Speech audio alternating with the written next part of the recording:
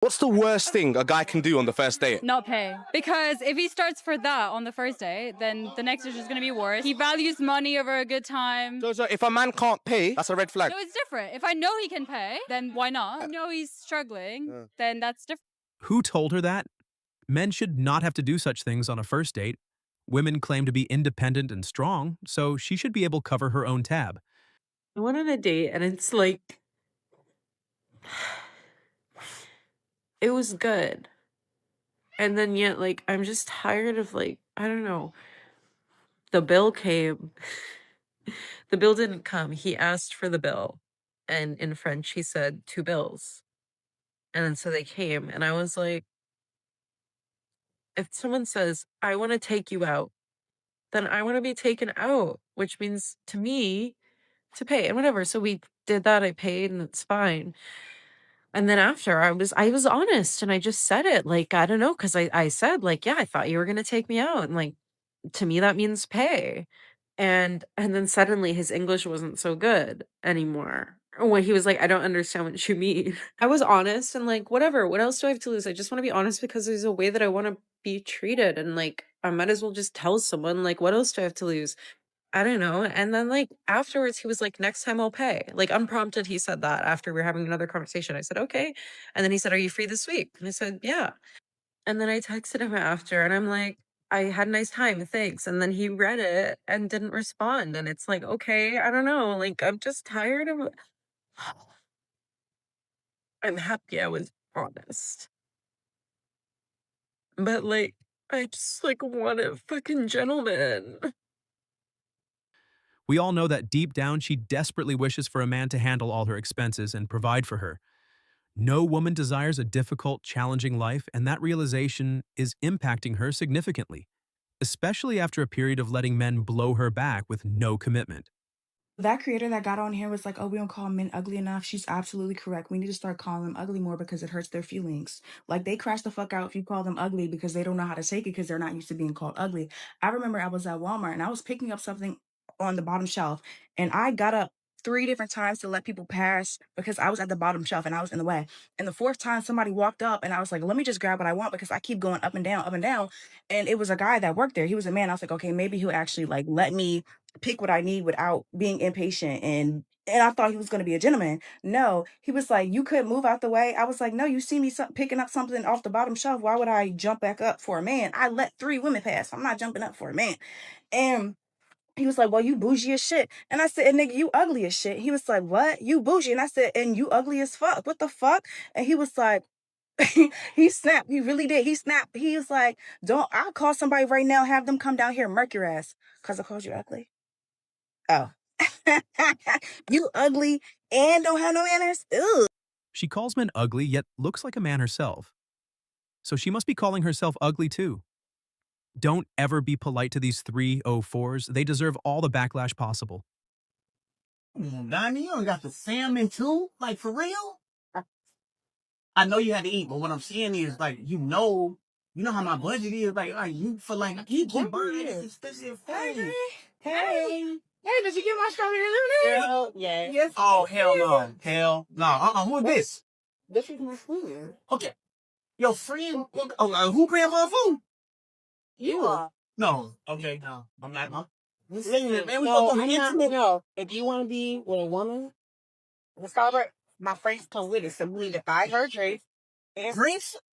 You still want those busted stops? I do. Okay. Oh, but she ain't get no salmon too, though. She ain't get no salmon. If you want salmon, she can get you salmon. Okay. You getting rude, man. Like, Who cuts in on somebody else? rude? And She's vegan. you know what? Let me show you what So, rude is. Let me show you what rude is. Definitely. Y'all can pay for your own damn food. Y'all can pay for your own food. Little do they know, but they've already been exposed. This is how modern women operate. Their only intention is to take full advantage of a man. She will bring her friends and even her kids along for a free meal. Men, make sure you avoid these traps. She waiting for you to come back. You know. I want you to see, you know. Wait, why did you get 2 separate checks? Huh? Why did you get 2 separate checks? They said if we wanted to split it, so I figured I would just. If you wanted to split, are you kidding? You asked me out. You didn't tell me you had 9 kids. So because I have 9 kids, you're not gonna pay for my food? Yeah, no. So you bring me out on Mother's Day, and because you find out that I have 9 kids, you're not gonna cover my bill. Yeah.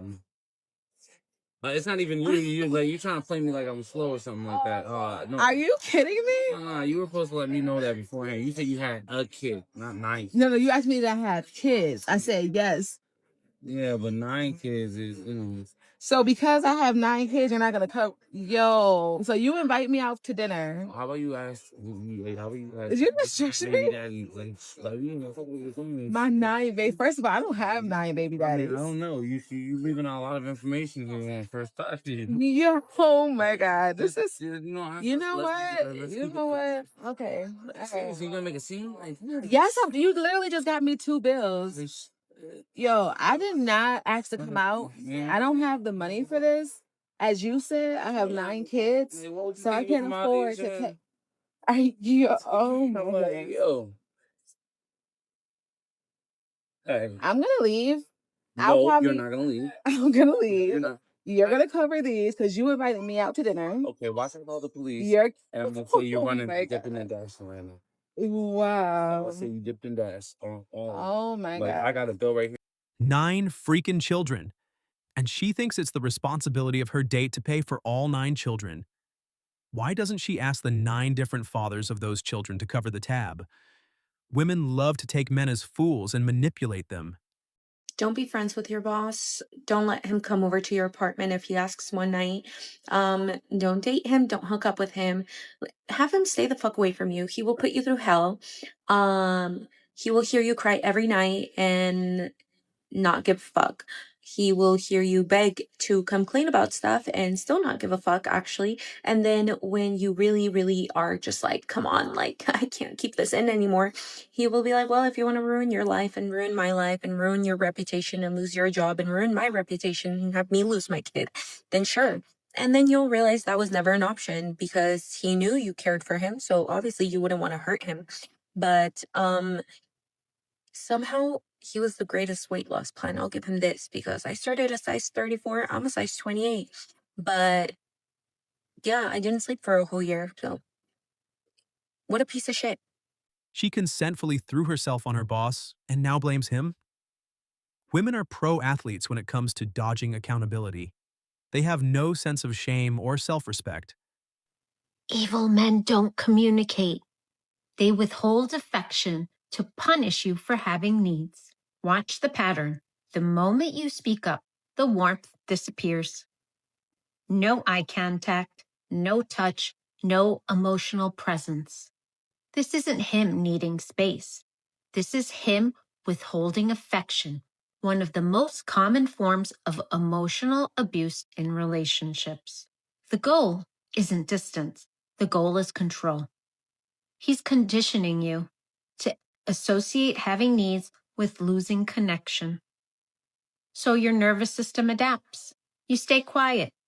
You soften your words. You stop asking. That's how the silent treatment in relationships works.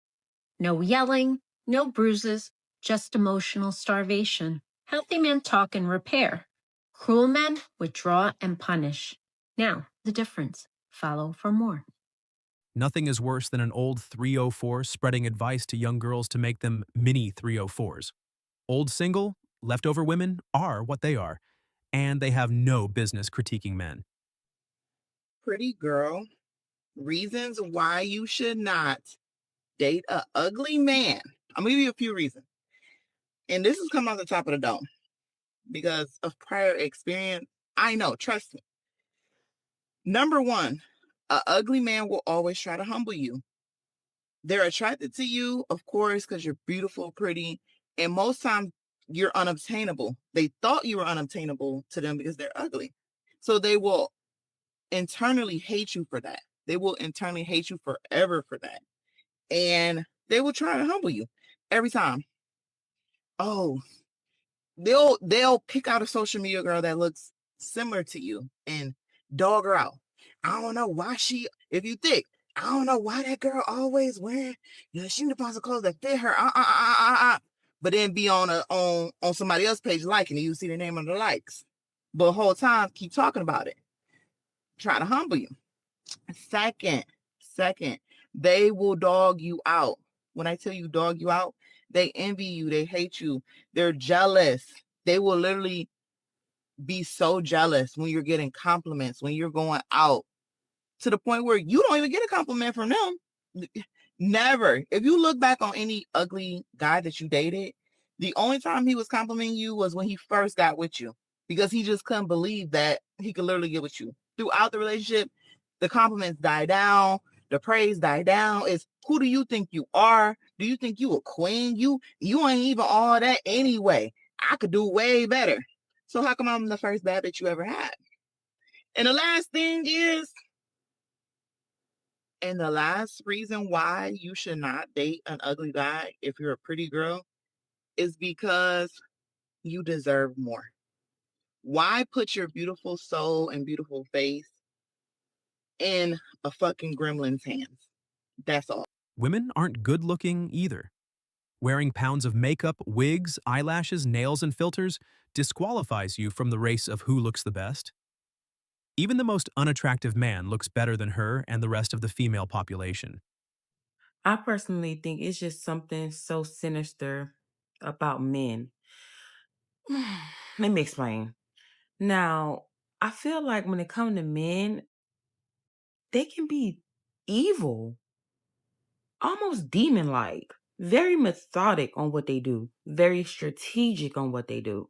And like I said before, it's like we don't give them enough credit for how much they really do use their brain, okay? We like to be funny and say men are so stupid. They're so slow. No. They're smarter than we want to give them credit for, because the way they know how to get what they want out of women, use women, just the grimy things that they do, it's just something so sinister about it. Like, you really have to, it's almost like it's no heart there, basically. And they will do anything to get whatever it is they want out of a situation, even if it's lying to you, using you, abusing you, manipulating you, and they don't care about it. That'd be my whole thing. They don't care about what they do. It's one thing to make mistakes. Maybe you're not a perfect person. It's like they know what they be doing and don't give a damn about it. The shit is scary, man. The shit is scary. Men have built this entire world. Every civilization and society was built by a man. Women contribute absolutely nothing to men other than a womb and making a hot meal. Feminism sold us the biggest scam of our generation. They told us we were empowered, but what did we actually get? Burnout, debt, stress, a double life where we work like men and still carry the entire home on our backs.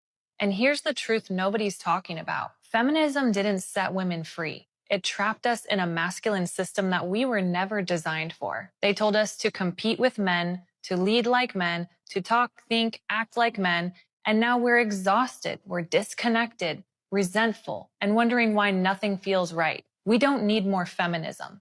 We need to reclaim the femininity that was stolen from us, because that's where a woman's real power has always been. In softness, in harmony, emotional intelligence, intuition, influence, not in becoming a copy of the men we were created to complement. If you want to break free from this conditioning and learn how to step back into your feminine design, the design that brings peace, love, protection, and real freedom. If only everyone can understand that the word empowered by definition means someone is empowering you. And if women are being empowered, then who is empowering them if not men? Here's how feminism messed up the U.S. economy and how it's actually now come back to bite modern women in the butt. Let's rewind. The modern feminist movement kicked off in the 1960s. The goal was fair wages, equal opportunities, and legal protection. Great, right? They told us that the first wave gave us the right to vote, and the second wave brought us into the workforce. Here's where it gets a little bit sticky. During the second wave, the message shifted. It wasn't just, you can work outside the home. It became, you should. Or you must if you want to be respected. Doing nothing but staying home and cooking and cleaning and raising children, that was suddenly less than. So women flooded the workforce around this time. They were told they would get more financial freedom, more independence, and of course, more respect. But when millions of women started working full-time, it didn't just change individual families, it changed the entire economy. Suddenly, two incomes weren't just nice, they were expected. And that's where we get into the two-income trap. This is a book written by Elizabeth Warren, who is not exactly a conservative voice, but she actually articulates this situation beautifully in her book, The Two-Income Trap. She argues that when both parents started working, the cost of living adjusted. Homes in good school districts, prices went up. Childcare, through the roof.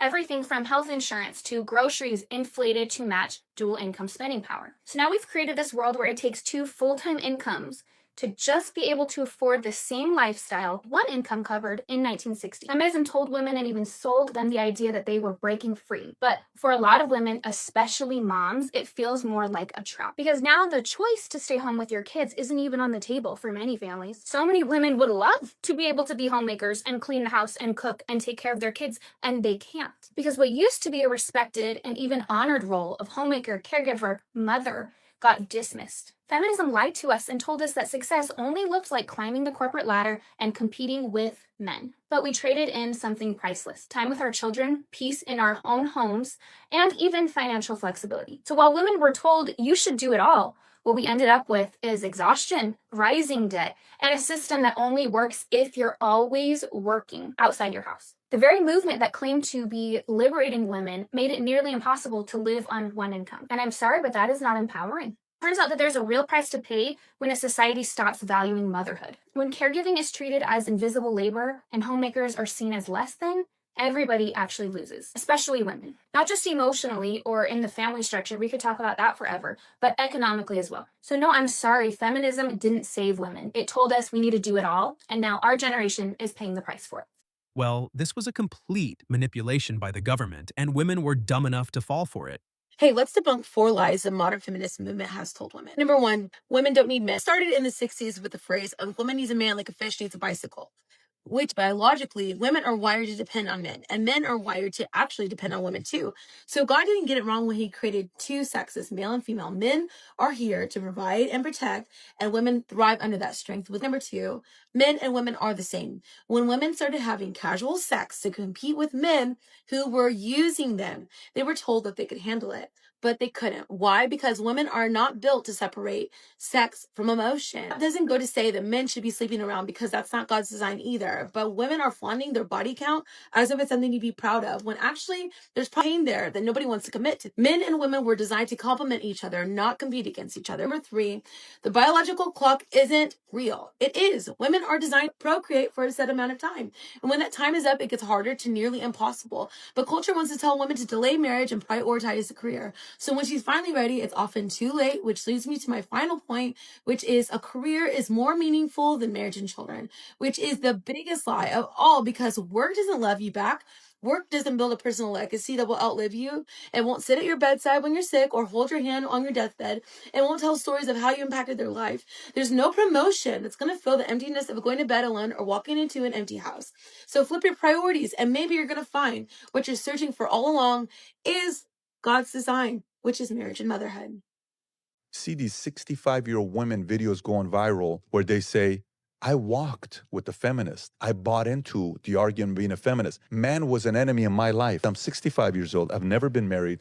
I have no kids. I will never be able to experience what it is to be married to a man when I was in my 20s. The concept of feminism stole that away from me. Just because I looked at man as the enemy, and he's not. Wait until you find out that feminism wasn't actually about equality, but about getting both parents out of the home, doubling tax revenue, and letting the government raise your children instead of you.